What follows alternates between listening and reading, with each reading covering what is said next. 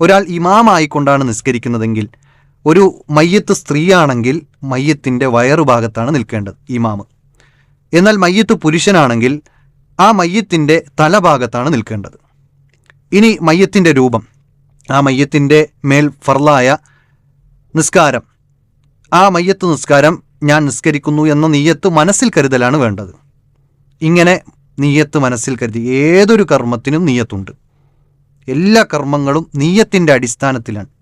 ഇന്നമൽ അഅ്മാലു ബിന്നിയാത്ത്, നിയ്യത്തിൻ്റെ അടിസ്ഥാനത്തിലാണ് എല്ലാ കർമ്മങ്ങളും ഉള്ളത് എന്ന് പ്രവാചകൻ പഠിപ്പിക്കുമ്പോൾ അവിടെ നിയ്യത്ത് അനിവാര്യമാണ്. അതുപോലെ തന്നെ 4 തക്ബീറുകളാണുള്ളത്. എത്ര റക്അത്താണ് മയ്യത്ത് നിസ്കാരം എന്ന് ചോദിച്ചാൽ നിങ്ങൾ എത്രയേ പറയുക? റക്അത്തുകളില്ലാത്ത 4 തക്ബീറുകളിൽ മാത്രം ഒതുങ്ങുന്നതാണ് മയ്യത്ത് നിസ്കാരം. അത് നമ്മൾ മനസ്സിലാക്കണം. അപ്പോൾ ഒന്നാമത്തെ തക്ബീറിന് ശേഷം എന്ത്, രണ്ടാമത്തെ തക്ബീറിന് ശേഷം എന്ത്, മൂന്നാമത്തെ തക്ബീറിന് ശേഷം എന്തു പറയണം, ഇങ്ങനെ ഓരോ തക്ബീറുകൾക്കിടയിലും എന്തു പറയണം എന്നതും ഇൻഷാ അല്ലാഹ് വിശദീകരിക്കുകയാണ്. ഇനി ശ്രദ്ധിച്ച് കേൾക്കണം. ആദ്യം നമ്മൾ നിയ്യത്ത് മനസ്സിൽ കരുതി, ശേഷം അല്ലാഹു അക്ബർ എന്ന് പറഞ്ഞ് 2 കരങ്ങൾ ഉയർത്തി നമ്മൾ കെട്ടുകയാണ്. തക്ബീറത്തുൽ ഇഹ്റാം ആദ്യത്തെ തക്ബീർ കഴിഞ്ഞു. അതിനുശേഷം സൂറത്തുൽ ഫാത്തിഹ അറിയാത്ത ആരുമില്ലല്ലോ. സൂറത്തുൽ ഫാത്തിഹയാണ് ആദ്യം ഓതേണ്ടത്. അത് പ്രത്യേകിച്ച് പറഞ്ഞു തരേണ്ട ആവശ്യമില്ല. സൂറത്തുൽ ഫാത്തിഹ എല്ലാവർക്കും അറിയുന്നതാണ്. അത് ആശയവും അർത്ഥവും അറിഞ്ഞ് മനസ്സിൽ തട്ടിക്കൊണ്ട് സൂറത്തുൽ ഫാത്തിഹ ഓതുക. രണ്ടാമത്തെ തക്ബീറിന് ശേഷം അല്ലാഹു അക്ബർ എന്ന് കൈയഴിച്ച് കെട്ടുക. അങ്ങനെ കൈയഴിച്ച് കെട്ടിയതിന് ശേഷം നമ്മൾ ചൊല്ലേണ്ടത് നബി സല്ലല്ലാഹു അലൈഹി വസല്ലമയുടെ മേലുള്ള സ്വലാത്താണ്. അത് ഏത് സ്വലാത്താണ് ഉത്തമം? ഇബ്രാഹിമിയ സ്വലാത്ത്. നമ്മൾ തശഹുദിലൊക്കെ നബി സല്ലല്ലാഹു അലൈഹി വസല്ലമയുടെ മേൽ സ്വലാത്ത് ചൊല്ലുമല്ലോ. അല്ലാഹുമ്മ സ്വല്ലി അലാ മുഹമ്മദിൻ വഅലാ ആലി മുഹമ്മദ് കമാ സ്വല്ലൈത അലാ ഇബ്രാഹിമ വഅലാ ആലി ഇബ്രാഹിം ഇന്നക ഹമീദും മജീദ്. അല്ലാഹുമ്മ ബാരിക് അലാ മുഹമ്മദിൻ വഅലാ ആലി മുഹമ്മദ് കമാ ബാറക്ത അലാ ഇബ്രാഹിമ വഅലാ ആലി ഇബ്രാഹിം ഇന്നക ഹമീദും മജീദ് എന്ന് പറയുന്ന ഇബ്രാഹിമിയ സ്വലാത്ത് പൂർണ്ണമായി ചൊല്ലലാണ് ഏറ്റവും ഉത്തമമായിട്ടുള്ളത്. ശേഷം നമ്മൾ അല്ലാഹു അക്ബർ എന്ന് പറഞ്ഞ് കൈയഴിച്ച് കെട്ടുകയാണ്. അപ്പോൾ മൂന്നാമത്തെ തക്ബീറിന് ശേഷം ഇനി ഒരു സുദീർഘമായ പ്രാർത്ഥനയുണ്ട്. ഈ സുദീർഘമായ പ്രാർത്ഥന പഠിക്കലാണ് ഏറ്റവും അഭികാമ്യമായിട്ടുള്ളത്.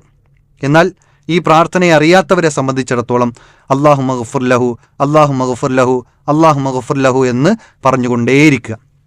അതിൻ്റെ അർത്ഥം അല്ലാഹുവേ നീ ആ മയ്യത്തിന് പുറത്തു കൊടുക്കണേ എന്നാണ്. അല്ലാഹുമ്മ ഗഫിർ ലഹു എന്ന് പറഞ്ഞാൽ ആ മയ്യത്തിന് റബ്ബേ നീ പുറത്തു കൊടുക്കണേ. ഒരുപാട് തെറ്റുകൾ, മനുഷ്യ സഹജമായി ചെയ്തുപോയ തെറ്റുകളുണ്ടാകും, എല്ലാം നീ പുറത്തു കൊടുക്കണേ എന്ന ആത്മാർത്ഥമായ മനസ്സിൽ തട്ടിയുള്ള പ്രാർത്ഥനയാണ് ഉണ്ടാകേണ്ടത്.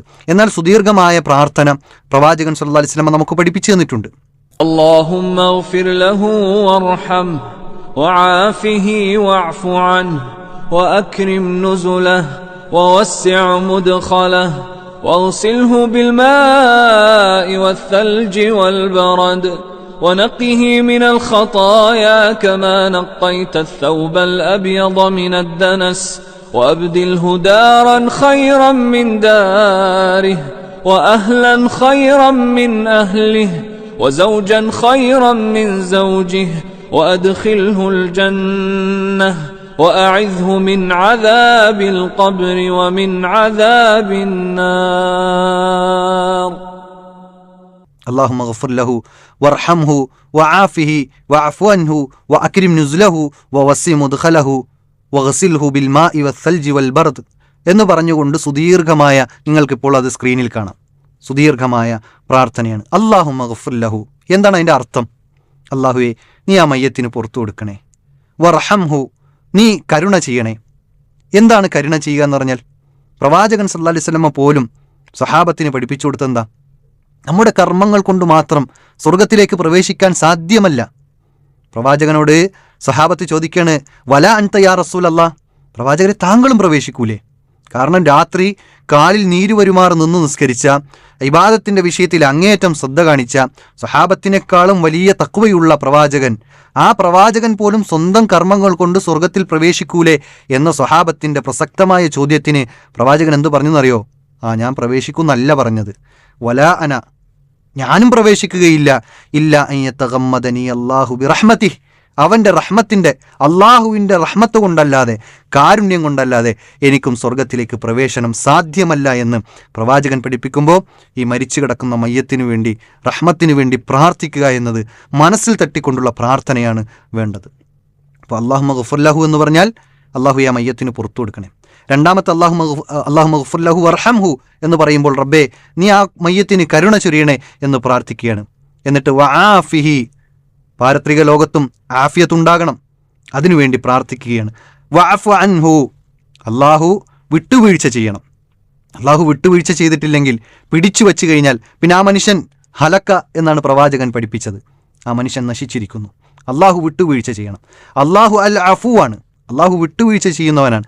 തുഹിബ്ബുൽ അഫ്വ, അള്ളാഹു വിട്ടുവീഴ്ച ചെയ്യാൻ ഇഷ്ടപ്പെടുകയും ചെയ്യുന്നു. അപ്പോൾ അള്ളാഹുവേ നീ ആ മനുഷ്യന് വിട്ടുവീഴ്ച ചെയ്യണേ, ചെയ്തു പോയ പാപങ്ങളെ നീ വിട്ടുവീഴ്ച ചെയ്ത് പുറത്തു കൊടുത്ത് നീ ആ മനുഷ്യനെ സ്വീകരിക്കണേ എന്ന പ്രാർത്ഥനയാണ് ഉണ്ടാകുന്നത്. ഇനി തീർന്നില്ല. വ അക്രിം നുസുലഹു വവസ്സി മുദ്ഖലഹു വഗ്സിൽഹു ബിൽ മാഇ വസ്സൽജി വൽ ബർദ് എന്ന് പറഞ്ഞുകൊണ്ട് ആ സുദീർഘമായ പ്രാർത്ഥന, ഇതിൻ്റെ അർത്ഥം നിങ്ങൾക്ക് പൂർണ്ണമായി സ്ക്രീനിൽ ഇപ്പോൾ കാണാൻ സാധിക്കും. ഏതായാലും മയ്യത്തിനു വേണ്ടി ആത്മാർത്ഥമായ അർത്ഥമറിഞ്ഞുകൊണ്ടുള്ള പ്രാർത്ഥനയാണ് നമുക്കുണ്ടാകേണ്ടത്. ആ മയ്യത്തിൻ്റെ തെറ്റുകളെ കഴുകിക്കളയാനും ആ മരിച്ച മയ്യത്തിന് പകരം തൻ്റെ കുടുംബക്കാർക്ക് പകരം സ്വർഗത്തിൽ കുടുംബക്കാരെ നൽകാനും നല്ല വീട് നൽകാനും നല്ല അയൽവാസിയെ നൽകാനും അതുപോലെ ഈ ചെയ്തു പോയ തെറ്റുകൾ മുഴുവൻ മായ്ക്കപ്പെടാനും ഖബറിലെ ശിക്ഷയിൽ നിന്നുമെല്ലാമാണ് നമ്മൾ ആ മൂന്നാമത്തെ തക്ബീറിന് ശേഷം മയ്യത്തിനു വേണ്ടി പ്രാർത്ഥിക്കുന്നത്. ഈ സുദീർഘമായ പ്രാർത്ഥന അത് കാണാതെ പഠിച്ച് അതിൻ്റെ അർത്ഥം അറിഞ്ഞുകൊണ്ട് മയ്യത്തിനു വേണ്ടി പ്രാർത്ഥിക്കാൻ നമുക്ക് സാധിക്കേണ്ടതുണ്ട്. ഇനി ശേഷം ഈ തക്ബീർ, അതായത് ഈ മൂന്നാമത്തെ പ്രാർത്ഥനയ്ക്ക് ശേഷം വീണ്ടും കൈയടിച്ച് അല്ലാഹു അക്ബർ എന്ന് പറഞ്ഞ് കൈയടിച്ച് കെട്ടുകയാണ്.